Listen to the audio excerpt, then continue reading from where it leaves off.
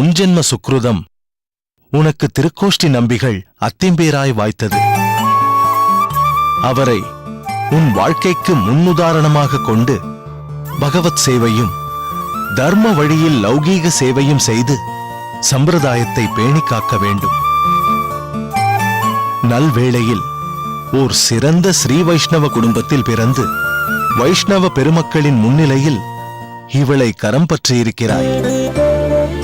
அதன் பொருள் உணர்ந்து சொல்லுக்கு பொருள் போல் மனமொத்து வாழ வேண்டும். புதுப்பெண்ணே, உன் நாத்தனார் மேகவல்லி மிகச்சிறந்த பெண் சிரோமணி. அவளிடமிருந்து பொறுமையையும் மற்றும் பல இல்லற தர்மங்களையும் கற்று பேரோடும் புகழோடும் திகழ வேண்டும். சமுதாயத்தோடு நல்லுறவோடு ஒத்து வாழ வேண்டும். ஒரு குடும்பம் சிறப்பாக இருக்கிறதென்றால் அது அந்த அகத்தின் சகதர்மினியால்தான். திருக்கோஷ்டி நம்பி, மொத்தத்தில் ஒரு சுபகாரியம் சிறப்பாய் நடந்து முடிந்திருக்கிறது. இதனால் பெண்ணின் தகப்பனார் சுந்தரவரதனுக்கும் மனப்பூர்வமான திருப்தி. உன் மாமனாருக்கு கொடுத்த வாக்கை நிறைவேற்றிவிட்டோமே என்ற திருப்தி உனக்கு. அது போதும் சுவாமி, அது போதும். எங்கள் அனைவரின் திருப்தியை விட தங்களின் திருப்திதான் எங்களுக்கு முக்கியம். தம்பதிகளே, ஏனைய வைஷ்ணவ பெரியோர்களின் ஆசிகளை பெற்றுக் கொள்ளுங்கள்.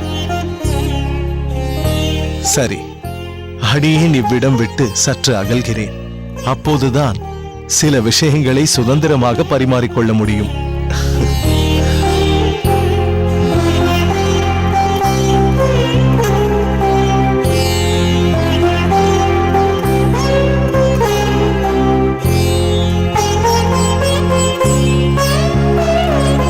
மாதவா, பெரியவர்கள் அனைவரையும் சேவித்துக் கொள்ளுங்கள். இருவரும் மனமுத்து வாழ்வீர்களாக.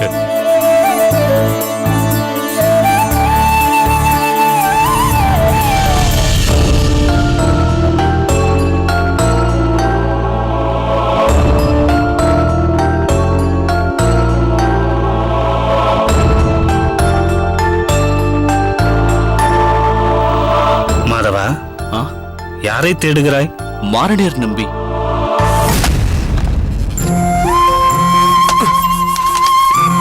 மாரணியர் நம்பி,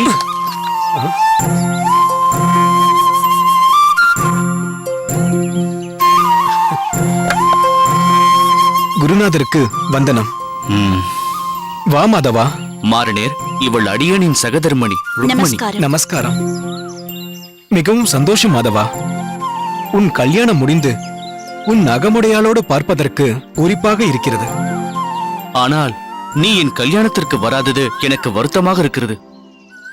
ஆம் மாரணியர் நம்பி, நீ அவசியம் வந்திருக்க வேண்டும். சுவாமி, தாங்கள் அறியாததல்ல, ஆச்சாரியரை விடுத்து வெளியூர் செல்லக்கூடிய சூழ்நிலை அமையவில்லை.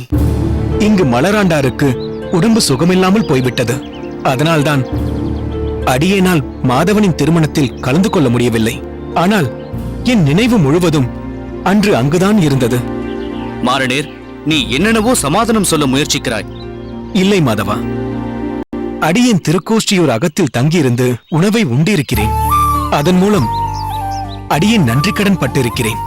அதை அடைக்கவாவது அடியேன் அங்கு வந்திருக்க வேண்டும். மாரணியர், நீ நன்றிக்கடன் பட்டிருப்பதாக கூறுகிறாய். ஆனால் அடியேனும் உன்னிடம் அபச்சாரப்பட்டிருக்கிறேன். உன்மேல் வீண் பழி போட்ட பெரும் அபராதி நான். நான் உனக்கு செய்த தீங்கை என்னால் மறக்க முடியவில்லை மாரணியர். மாதவா, அதை பற்றி பேச இது நேரமல்ல. அதுவும் உன் தர்ம பத்தினிக்கு முன்னால். ஒன்றும் பாதகமில்லை, அனைத்தும் இவளுக்கு தெரியும்.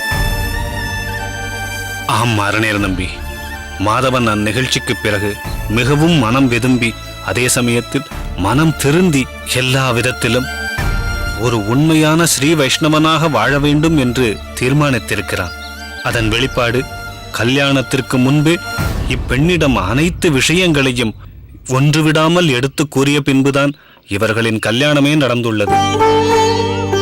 மாரணியர், இவளிடம் கல்யாணம் ஏற்கனவே நின்றதை பற்றி மட்டுமல்ல, நான் உனக்கு செய்த கெடுதலை பற்றியும் தெரிவித்து விட்டேன். அதன் பிறகும் பெருந்தன்மையாக இக்கல்யாணத்திற்கு சம்மதம் தெரிவித்து அடியேனை கரம் பற்றி இருக்கிறாள். நிச்சயம் இப்படி ஒரு குணவதியை மனைவியாக அடைய நீ கொடுத்து வைத்திருக்க வேண்டும் மாதவா. அனைத்தும் இனிதாக முடிந்திருக்கிறது. இனி பழைய கசப்பான சம்பவங்கள் எதையும் பேச வேண்டாம், ஏன் நினைக்கவும் வேண்டாம். அடியேன் அவற்றை என்றோ மறந்துவிட்டேன். சரி மாதவா, ஆச்சாரியரை கண்டு ஆசீர்வாதம் வாங்கியாகிவிட்டதா? ஆச்சாரியரின் ஆசைகளை பெற்றுவிட்டேன் மாரண்டர் நம்பி. ஆனால் அடியேனின் அடிமனதில் அழுத்திக் கொண்டிருக்கும் பாரம் நீங்கி ஓர் இயல்பான வாழ்க்கையை நாங்கள் தொடங்க வேண்டும் என்றால் உன் ஆசீர்வாதமும் எங்களுக்கு வேண்டும்.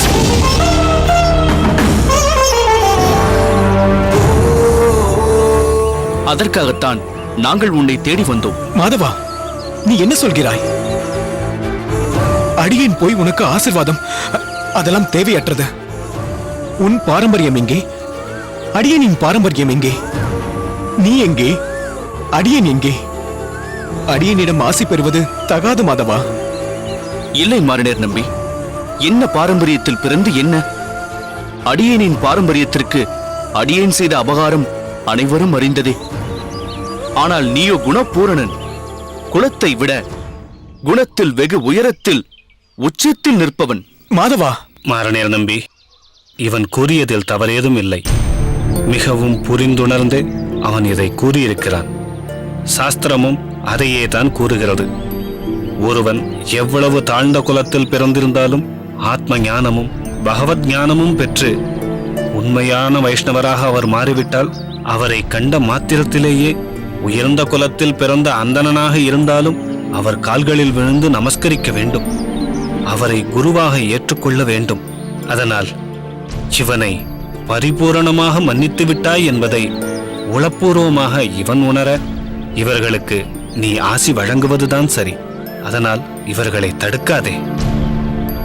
அடியேன் கூறியும் உனக்கு சங்கோஜமாக இருக்கும் பட்சத்தில் உன் ஆசிகளை பகவத் அர்ப்பணமாக வழங்கு. ஆனால் ஆசிகளை வழங்க மறுக்காதே. இது மாதவனின் விருப்பம் மட்டுமல்ல, அடியேனின் விருப்பமும் கூட. தயங்காதே. மாதவா, நீங்கள் இருவரும் இவனிடம் ஆசீர்வாதத்தை பெற்றுக் கொள்ளுங்கள்.